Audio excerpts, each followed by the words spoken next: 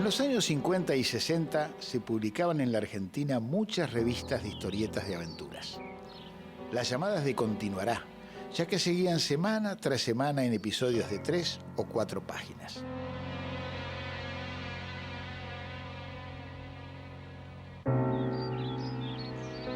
Eran revistas baratas, pero nos fascinaban. Una de mis preferidas era el Mr. X. Ahí descubrí una obra que revolucionó completamente el género y marcó un antes y un después. Mort Cinder.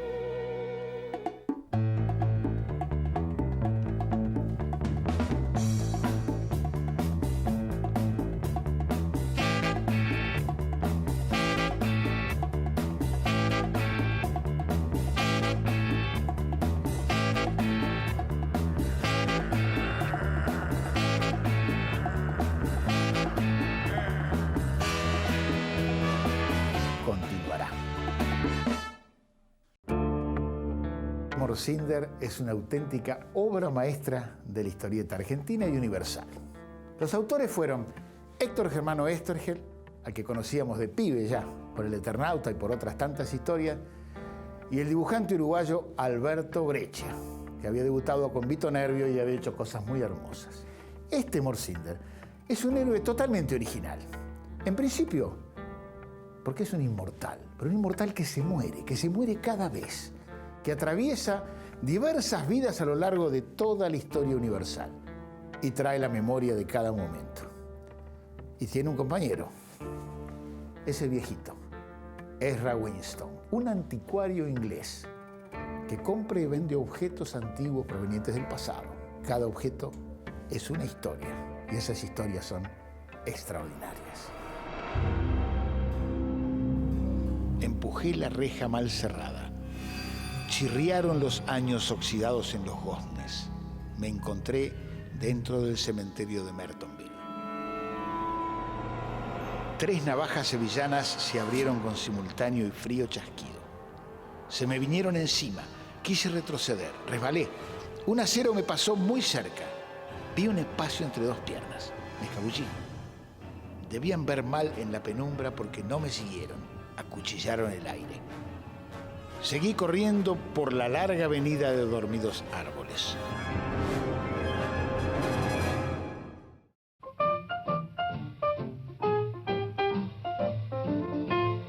Domingo Mandrafina, Cacho para los amigos, es uno de los mejores dibujantes argentinos.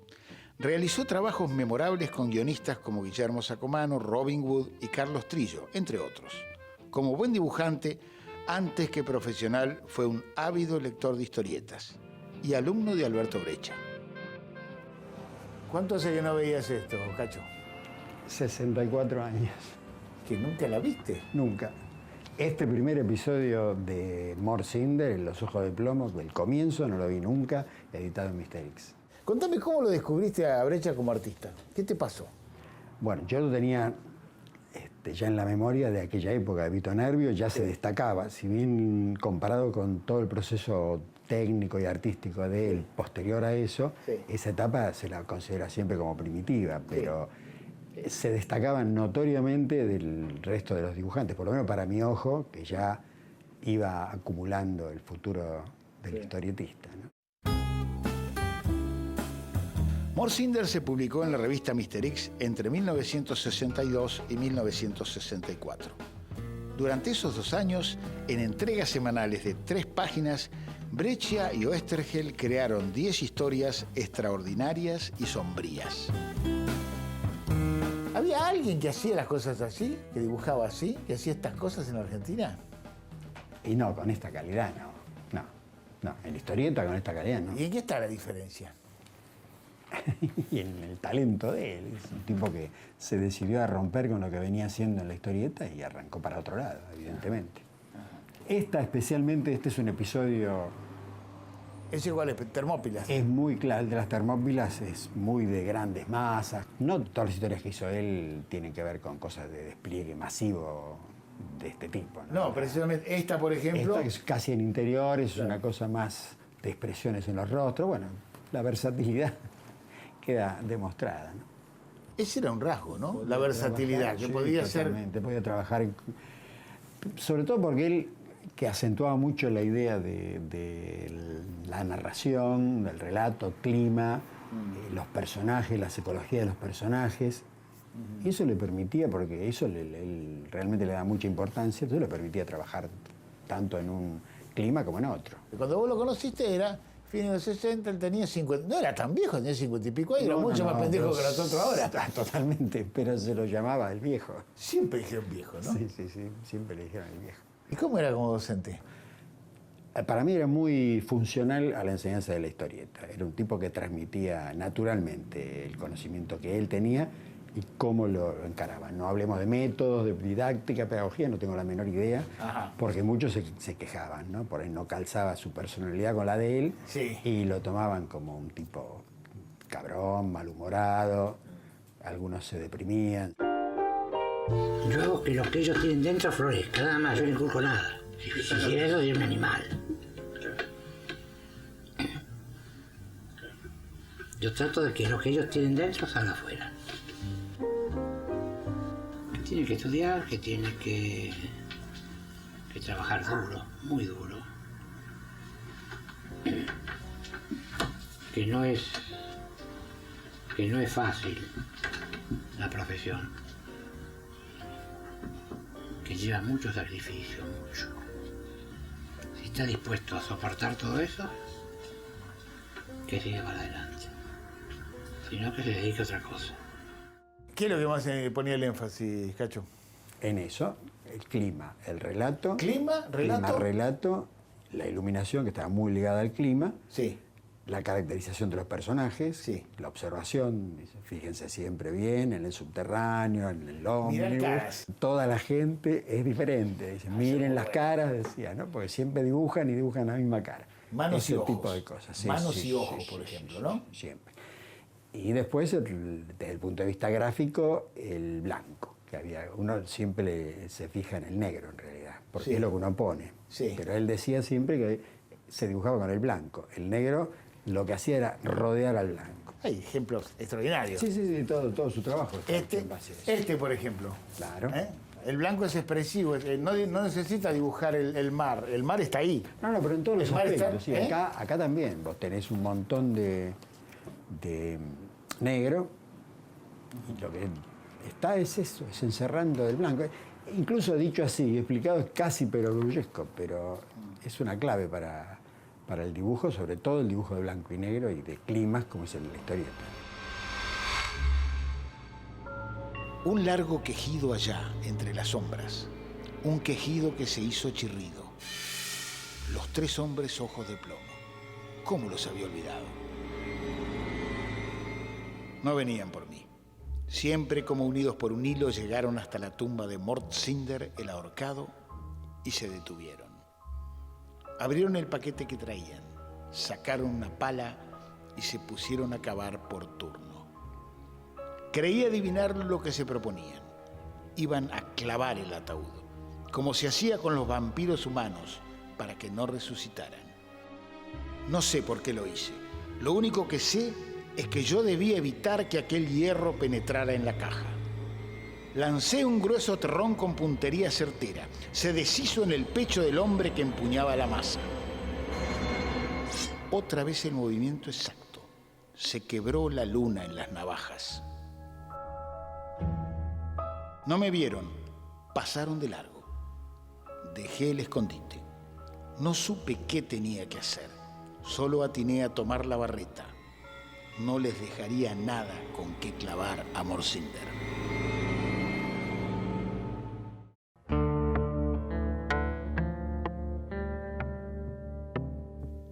El reconocido dibujante Horacio Lalia también fue alumno de Alberto Breccia. Incluso trabajó con Oesterhel años después, haciendo la historieta Necrodamus y continuó su obra dentro del género de terror, en muchos casos adaptando relatos clásicos. Mi cara es la cara de Mort Cinder. Como generalmente él tomaba apuntes y después él hacía los personajes sobre esas caras, que era siempre la misma cara porque tomaba apuntes conmigo, ahí decide que define mi cara. Lo que hacía era componer la página con los cuadritos que iban y después íbamos tomando apuntes uno por uno, porque se pasaba todo el trabajo. Por ejemplo, en este caso, este cuadro de abajo, se posa el medio primer plano que está delante, todos los pequeños personajes que están en plano alejado se hacían todos, e incluyendo a los que están asomados en una gruta detrás, que es público, prácticamente los primeros 2 o 3 también se tomaban apuntes. No ponía sombras a menos que fuera una cosa muy intensa y podía marcar poquitito. Si hacíamos un trabajo de sombra directa con lámpara, sí, porque él tomaba el apunte con la sombra de la lámpara, pero si no, normalmente tomaba el apunte en forma lineal. Un enfoque como este de abajo y colocaba una lámpara para dar ese clima, como pasa también con Ezra, y cuando lo hacía con Ezra, lo hacía con el espejo y trabajaba él. Con Moore, exactamente lo mismo.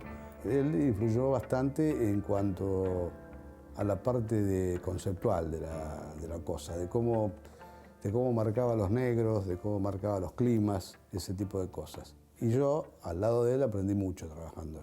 Los episodios de Morsinder transcurren en distintos lugares del tiempo y del espacio, como le hubiera gustado decir a Héctor Oesterhel. Ya sea la Torre de Babel, que está en la Biblia, ya sea la batalla de las Termópilas griega, ya sea un barco negrero del siglo XVI o XVII, ya sea la Primera Guerra Mundial, ya sea el Antiguo Egipto. En todas esas historias, algunas de ciencia ficción, otras negras, otras muy oscuras, como transcurre en esta penitenciaría contemporánea a la época de la escritura, todas esas historias le sirven a Oesterhel para contar sus temas recurrentes. La vida y la muerte, el tiempo como un espacio lábil que se puede recorrer de ida y de vuelta, el héroe y la solidaridad, y sobre todo el tema de la aventura. Con Oesterhel nos encontramos una tarde en una reunión en casa de Hugo Pratt. Yo no lo conocía. Con Sherlock Holmes nos mandaba el guión porque tenía mucho trabajo. Cuando hicimos Morsinder ya fue una cosa distinta porque él tenía menos trabajo, no tenía la editorial y entonces nos reuníamos, hablábamos, cambiábamos impresiones. Y como era muy humilde, aceptaba cualquier sugestión, cualquier cambio. Lo más notable es qué hizo Breccia con esas historias. ¿Qué hizo? Cada una de ellas la resolvió estilísticamente con una técnica diferente. Y eso fue realmente revolucionario. Primero que nada, empezó con la Gillette, que le daba unos trazos extraños al trabajo. Una Gillette. Él tomaba una Gillette, sí, pongamos como ejemplo si fuera esto, que es sí, mucho más chica y filosa, sí, sí, le ponía tinta en el filo de la Gillette, sí, la cargaba bastante, sí, y después con esa misma dibujaba. La utilizaba como una espátula. Ajá. Y a la vez como una pluma o como un pincel. La ponía de punta. Acá en estas páginas se pueden ver esas cosas. Mira. Acá, por ejemplo, en el episodio de la Torre de Babel, la Torre de Babel hay oscuro mucho, todo. Mucho. Esto está muy trabajado con Gillette. Incluso en blanco. Acá hay unos trazos con témpera blanca. Le mete témpera blanca también. Y hacía también con blanco sobre el negro. Y bueno, después hay sellos hechos con distintas cosas, ¿no? ¿Cómo sellos? Sellos. Acá hay un sello, evidentemente, hay una forma que se repite, que él lo hacía. Va un sellito y ta. Claro, como si fuera no sé, sí, qué sé yo, la tapa de algo. Laburaba con cositas que usaba, sí, inventaba el instrumento. Sí, inventaba instrumentos, la tapa de algo mojada así y aplicada como un sello. Un laborioso chasquido, como si desclavaran madera. Otra vez el chasquido, más fuerte que antes. Sí, la tapa del féretro estaba siendo desclavada desde adentro. Con movimientos torpes, cansados, movimientos de músculos entumecidos, dejó la fosa, se derrumbó en el banco.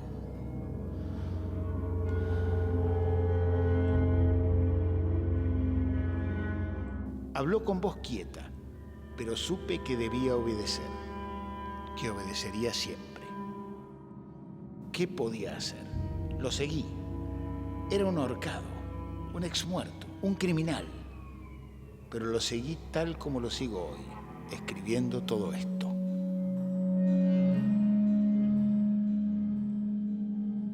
continuará.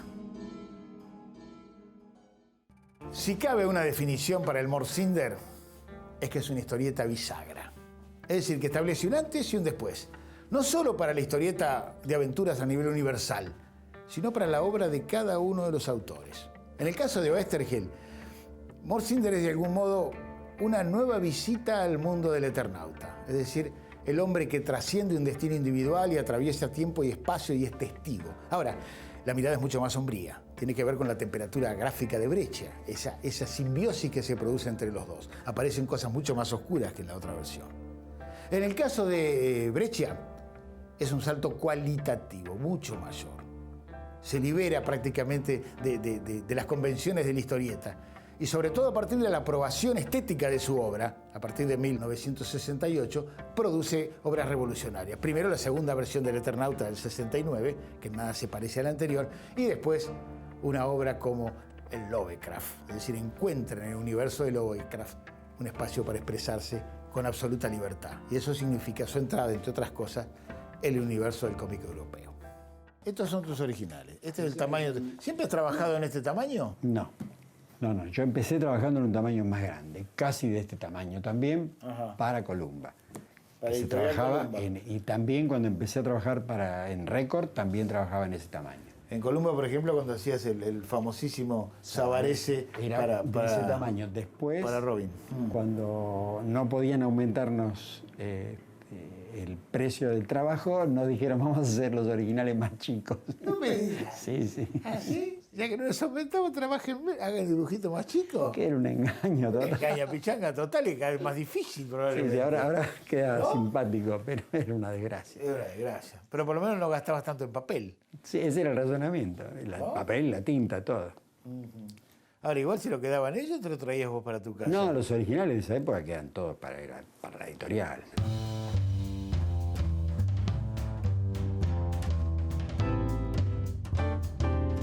Un gran dibujante que compartió las páginas de Mr. X en la época que se publicó Morcinder es Carlos Vogt, autor de historietas como El Quebrado y Joe Gatillo, y que formó una dupla magistral años después con el guionista Robin Wood para crear clásicos como Pepe Sánchez y Mi novia y yo.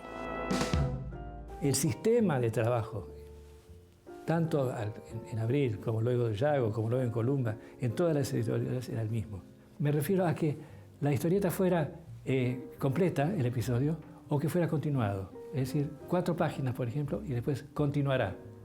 ¿Qué le pasará a fulano al doblar la próxima esquina donde lo está esperando el asesino? ¿Sí? Continuará. A la semana siguiente arrancamos desde ahí otras 4 páginas y así. O bien episodios completos directamente de 12 páginas, 4 más 4 más 4 más 4, que empieza y termina, después, pero aparece una sola vez al mes. Nosotros en aquella época no teníamos una noción muy clara del capital que significaba tener los originales, nuestros originales, para lo que en esa época, entre comillas, se llamaba sindicatear el material, es decir, venderlo o proponerlo o presentarlo a otras editoriales. En esa época todavía no estaba muy difundida la fotocopia. Ese que era muy, muy importante. Pues yo ahora hago fotocopias de mis trabajos que son mejores que los originales, de una perfecta limpieza, las mando a cualquier parte, y si se pierden los originales no pasa nada, yo tengo el original. ¿Sí? Pero en esa época no.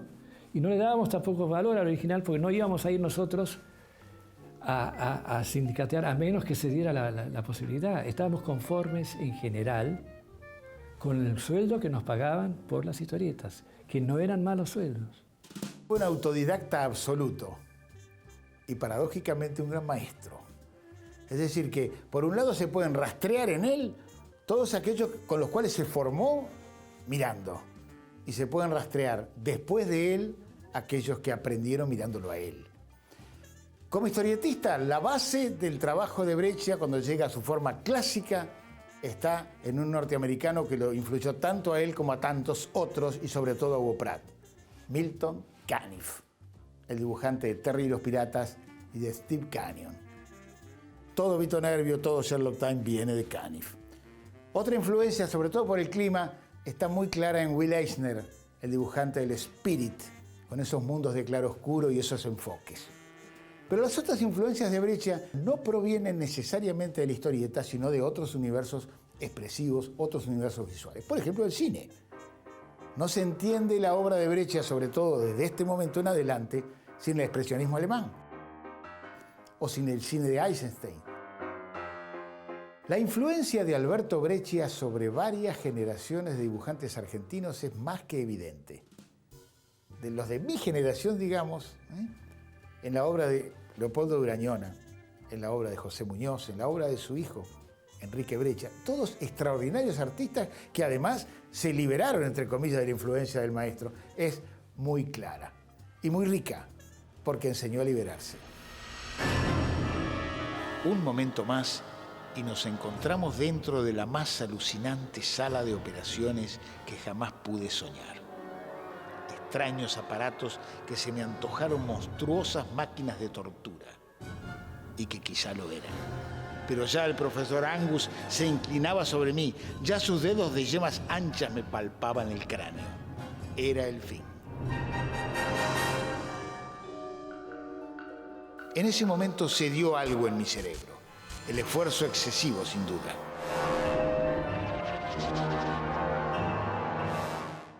Acá sí, por ejemplo, hay una búsqueda de personajes, pero si no, son dibujos sueltos para practicar y casi te diría para calentar la mano y para no tirar nada, que es lo que yo hago, que los recortes de papel, después no los tiro y los uso para estas cosas, porque son miniaturas. Acá te salió casi un ojo de plomo, te diré. Este es un ojo de plomo brechtiano. Y está en los genes. Esta etapa, por ejemplo, que hicieron en este libro, a mí me suena como muy... No lo copié. Además hay una cosa, transcurre en una cárcel. Pero se ve que en la memoria está asentada y sale. En la memoria. Yo lo he copiado en su momento, no en este. Pero lo he copiado para aprender. Hemos copiado casi todos los dibujantes.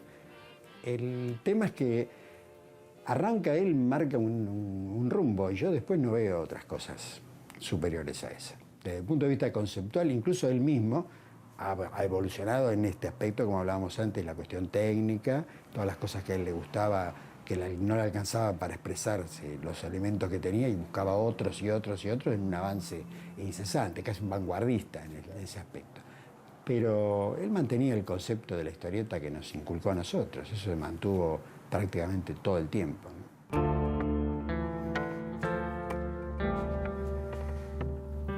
Elmore Cinder, este lujo de expresión gráfica, es un producto de los años 60. Y los años 60 fueron importantísimos para la historieta a nivel universal. ¿Por qué?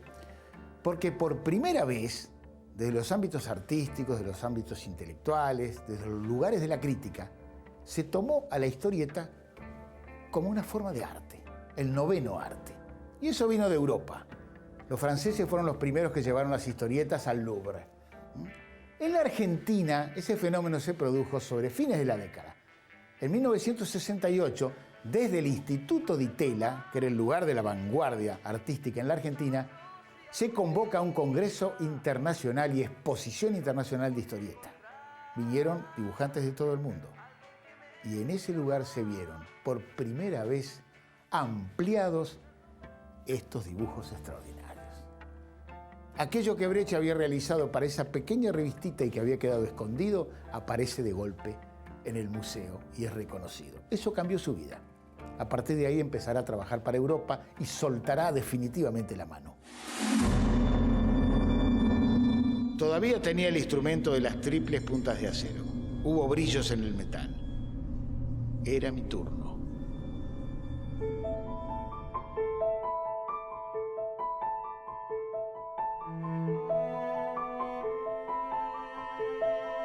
Tres días de trabajo incesante, pero valió la pena. Morcinder, conmigo como improvisado enfermero, operó a los ojos de plomo. Les restableció los circuitos cerebrales alterados por el profesor Angus. Al cuarto día pudimos descansar. Paseamos por el Kensington Park. Costaba creer que todavía hubiera gente y chicos riendo y jugando y discutiendo.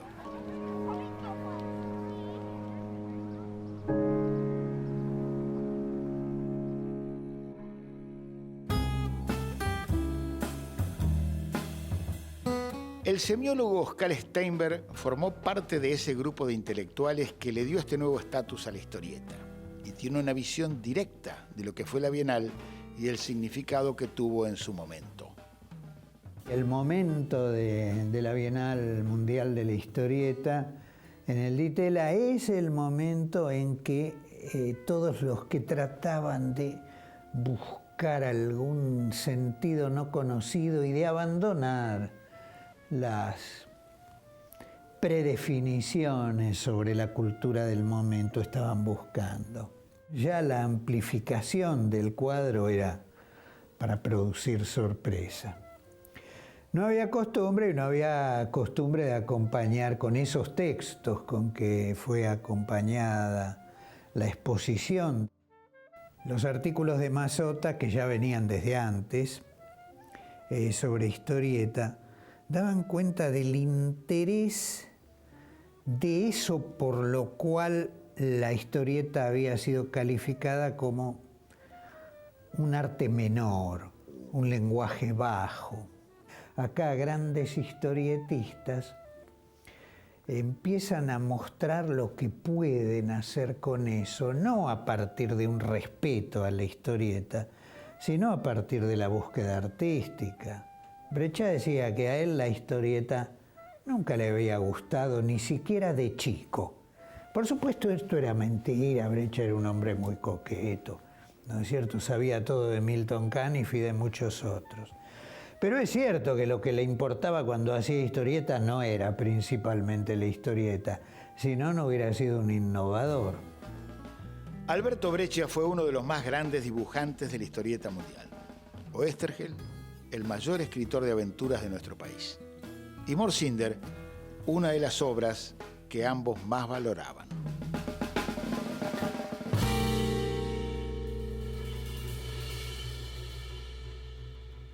Como suele suceder en el género de aventuras, la historia termina bien y con final abierto. Los Ojos de Plomo no son, en última instancia, más que el comienzo de una saga que continuará.